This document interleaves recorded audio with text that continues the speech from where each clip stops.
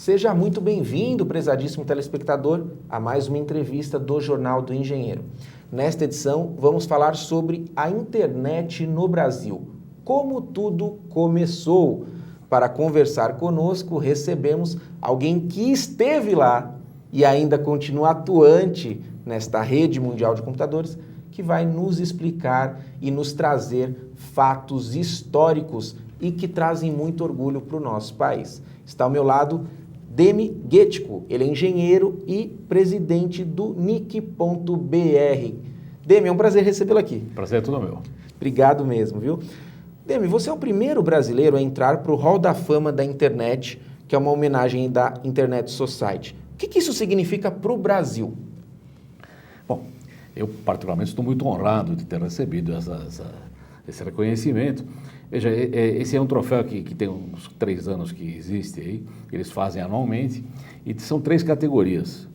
Uma categoria é a categoria de pioneiros, onde estão realmente as figuras que se envolveram no desenvolvimento da internet.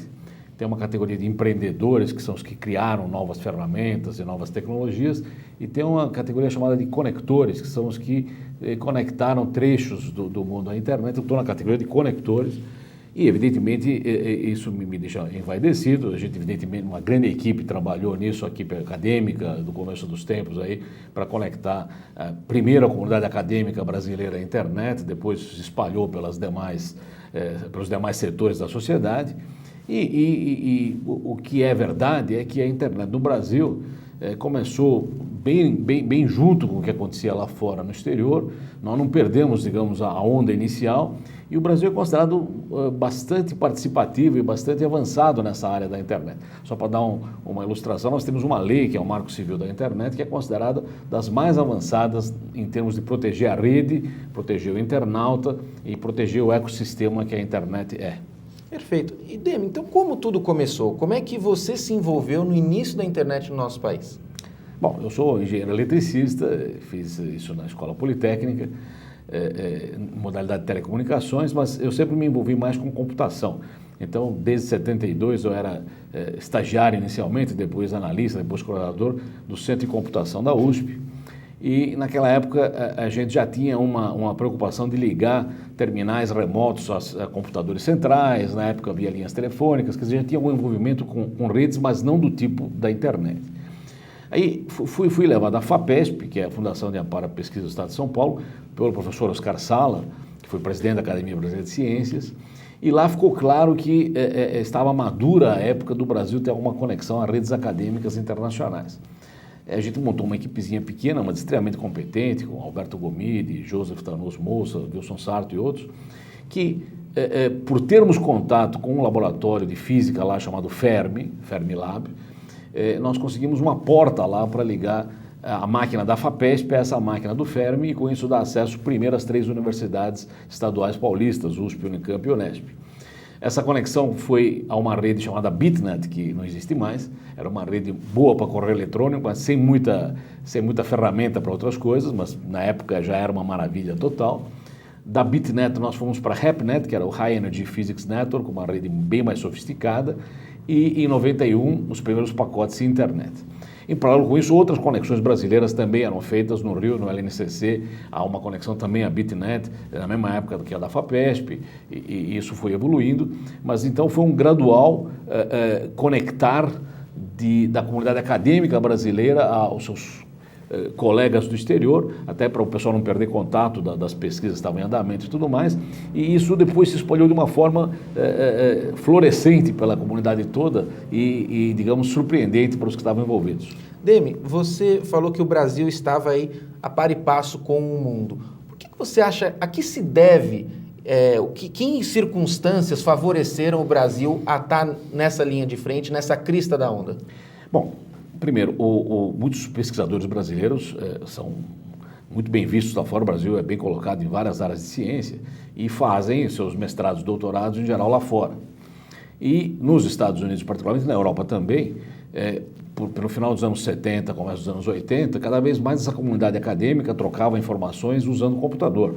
Porque o computador permite você trocar uma informação sem erro, você não precisa transcrever em papel, não precisa passar por telefone. Então o correio eletrônico e a transferência de arquivos começou a ficar muito frequente entre os pesquisadores. Esse pessoal voltava para o país, uma vez conseguido o título, terminado o doutoramento ou mestrado, e no Brasil eles sentiam falta desse contato que estava funcionando tão bem lá.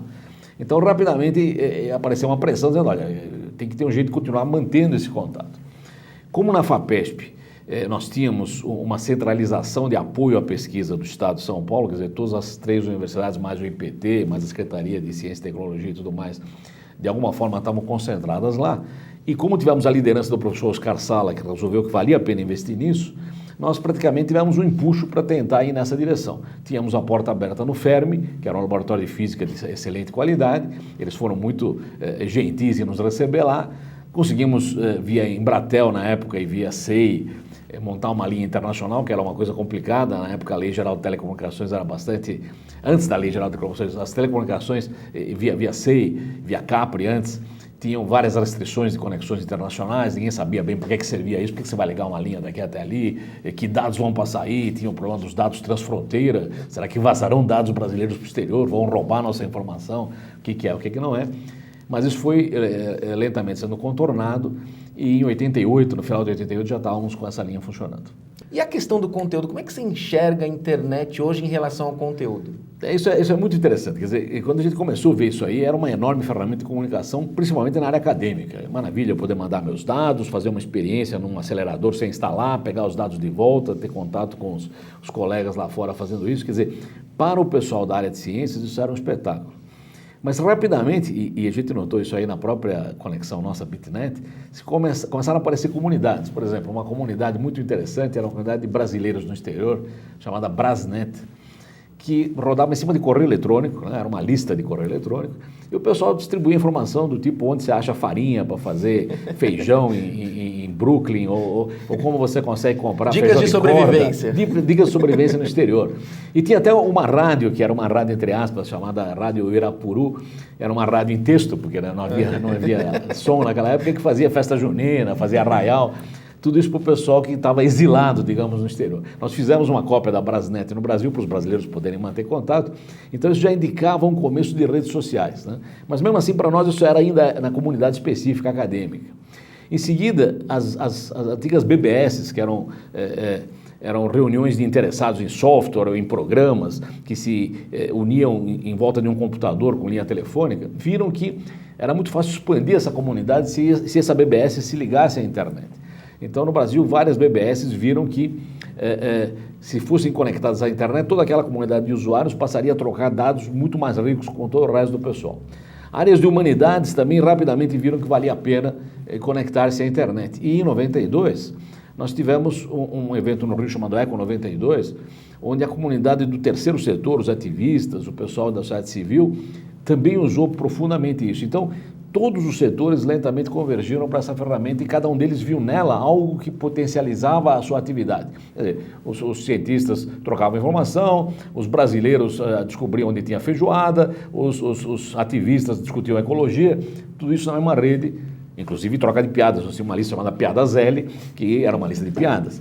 Então, rapidamente se viu que isso ia se expandir muito além da área acadêmica e atingir toda a sociedade. Com o Marco Civil aqui no Brasil, você já falou um pouquinho no início, mas queria que você detalhasse quais são os avanços para a rede por conta do Marco Civil. Então, veja, a internet foi pensada de um certo jeito, e esse certo jeito é um jeito bem de engenharia, quer dizer, o pessoal que se moveu na internet é o pessoal evidentemente de engenharia. Então, por exemplo, os protocolos da internet, eles são agnósticos em relação ao conteúdo. Eu não quero saber se aquilo é um pedaço de piada, ou se é uma informação crítica para um tratamento de saúde, ou se é uma informação crítica política. O que é um pacote eu transporto. Da mesma forma que o correio transporta cartas, sem entrar no mérito se a carta leva uma mentira, uma verdade, uma informação boa ou ruim.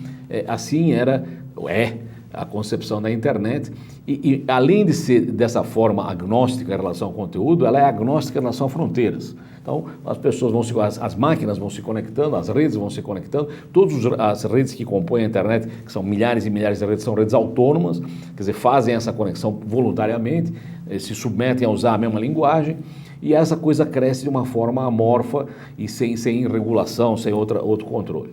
Então, o que você tem que impedir que aconteça de errado, na minha opinião, nesse ecossistema? Em primeiro lugar, que se introduzam ações que impeçam que isso cresça adequadamente. Por exemplo, eu não gosto de determinado conteúdo, então eu vou tentar filtrar esse conteúdo, porque eu estou invadindo a área que eu não devia olhar, eu devia ser cego para isso. Se eu quero olhar para o conteúdo, eu estou olhando para coisas que eu não devia estar olhando. Eu sou engenheiro, minha função é levar pacotes, eu não quero saber se o pacote presta ou deixa de prestar. Então, é importante que você preserve essa neutralidade do conteúdo na internet. Você não pode impedir que uma determinada máquina seja acessível ou não, porque você não gosta dela. Da mesma forma que o correio não deixa de entregar a carta num lugar onde a rua não tem calçamento, ou porque ele acha que a vizinhança é assim um assado. Quer dizer, você não pode restringir o acesso por destino e por origem. Então, você não pode restringir por conteúdo, não pode restringir por origem e destino, isso chama neutralidade. Então, é importante que essa neutralidade original da internet seja protegida. Então, um ponto no Marco Civil. Outro ponto no Marco Civil. É evidente que você, sendo transportador de pacotes, você tem uma coceira, né, para saber o que passa lá e que tipo de uso os seus usuários fazem. Então, existe uma pressão para que você avance esse sinal e comece a bisbilhotar, digamos, o comportamento do usuário.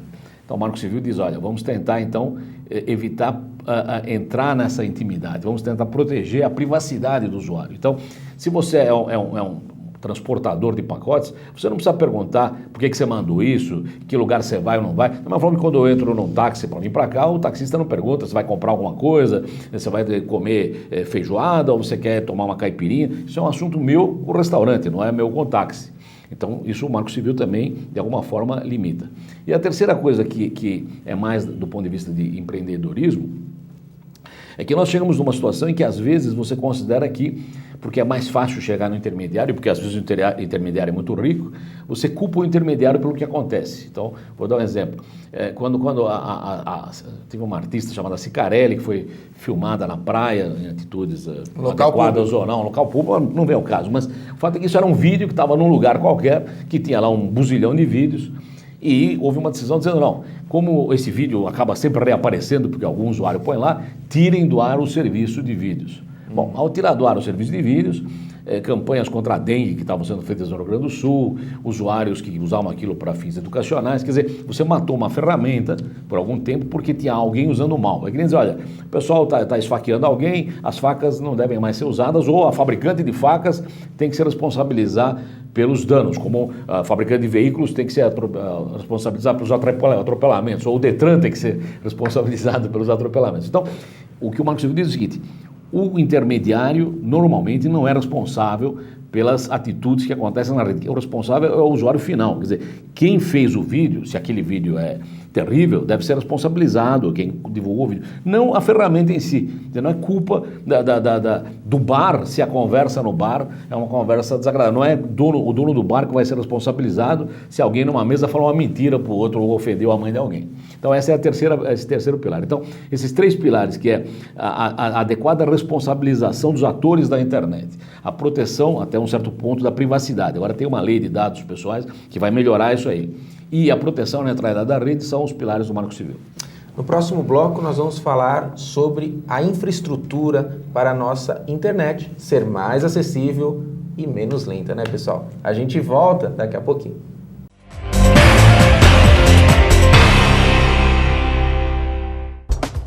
Os associados ao CESP contam com uma assessoria jurídica própria, sempre pronta a esclarecer todas as dúvidas. O atendimento é feito de segunda a sexta-feira, das 10 às 18. Entre em contato e saiba mais.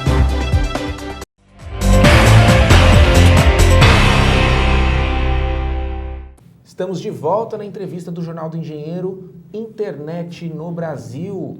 Como tudo começou, como tudo é e como são as perspectivas do que vai ser a internet, a gente já vai falar sobre isso. Demi, parte estrutural da internet. Estou no 3G na rua, dizem que eu comprei um 4G, mas falha a minha internet, ela não consigo baixar arquivos. O que é esse problema?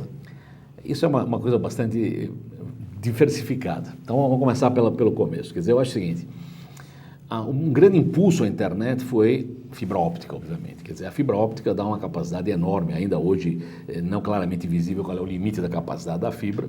Nós temos modulação em cor, né? Modulação em frequência variada na fibra. Então você consegue grandes taxas de transferência e é um meio, primeiro, muito barato, porque é uma fibra de vidro, né? Segundo, ele não tem interferência do meio ambiente. Então, quando a fibra de superfície começou a ser fortemente usada, a internet teve uma enorme expansão com a criação de backbones, espinhas dorsais que levavam a internet para todo quanto é lugar. Então, o primeiro ponto a discutir sobre infraestrutura é que nós precisamos de telecomunicações em grande capacidade e de bastante permeabilidade no país para você poder ter fibra óptica chegando em todo lugar. Então, isso é a estrutura física. Além disso, você evidentemente precisa de equipamentos de roteamento que levem os pacotinhos de um lado para o outro, mas por sorte, né, a lei de Moore continua funcionando e depois de tanto tempo nós continuamos com um processamento dobrando de capacidade quase a cada ano e meio a um preço equivalente. Então, a capacidade de processamento hoje é absolutamente assombrosa, a capacidade da fibra é absolutamente assombrosa, então tudo iria muito bem. Temos tecnologia. Temos tecnologia e temos, exatamente, infraestrutura para isso. Tá. Onde começa a pegar? Bom, primeiro, um país como o Brasil tem regiões onde é muito difícil levar fibra. Se você não pode levar fibra, uma ideia é talvez você usar via satélite. Satélite, além de ter uma banda mais restrita e ser mais caro, ele tem um problema sério para a internet, que é o atraso. Um satélite geoestacionário, você vai levar meio segundo para subir e descer. Meio segundo, para quem está fazendo games, por exemplo, jogando na internet, é uma tragédia, quer dizer, não dá para jogar com meio segundo de atraso. Da mesma forma que até na telefonia tradicional, quando você pegava dois lances de satélite, a conversa ficava ruim, porque o alô demorava para ter o alô de resposta e deixava o sujeito meio tenso. Não é uma boa ideia você usar uma expansão da internet pesadamente em cima de satélite. É claro que ele pode ser usado como complemento, já que você não tem fibra na superfície. O outro ponto que é um pouco diferente é o seguinte: quando você fala em telefonia, quando a gente fala em internet via telefone celular, você tem uma mudança de paradigma complexo. Por que complexo? Quando nós falamos em internet via fibra, nós falamos até o que o pessoal fala, o Vint, criador da internet, Vint Cerf e tal, tudo irá via IP. Então você tem voz sobre IP, você tem informação sobre IP, você tem som e imagem sobre IP, e você tem o que você quiser sobre IP, tudo sobre IP. Então IP é a base, e em cima do IP, Internet Protocol, você põe as camadas de conteúdo que você quer. Quando nós estamos falando em telefonia celular 3G, 4G, na verdade, nós saímos do mundo IP e nós fomos para o mundo telefônico. Então, nós estamos na telefonia e ali você está transportando IP sobre telefonia. Então, em vez de estar falando em voz sobre IP, se você está usando voz sobre IP, ela está usando voz sobre IP sobre voz, sobre telefonia celular de novo. E aí, modelos de negócio são outros. Quer dizer, os modelos tradicionais de telefonia, que a gente conhecia na telefonia, persistem na telefonia celular. Então, vou dar um exemplo onde essa discussão pega.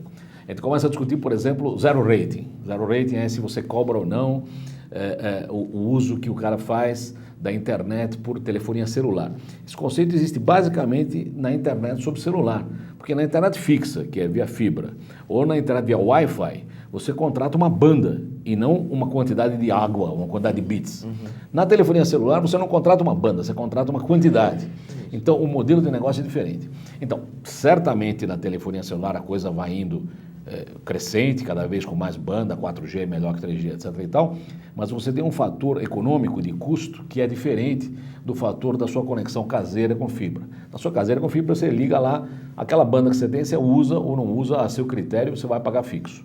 Na telefonia celular, você tem um pouco a volta do velho esquema quando era a internet sobre telefone. Você toma cuidado. Quer dizer, se você usar demais, você vai ganhar uma conta enorme ou você vai atingir o limite.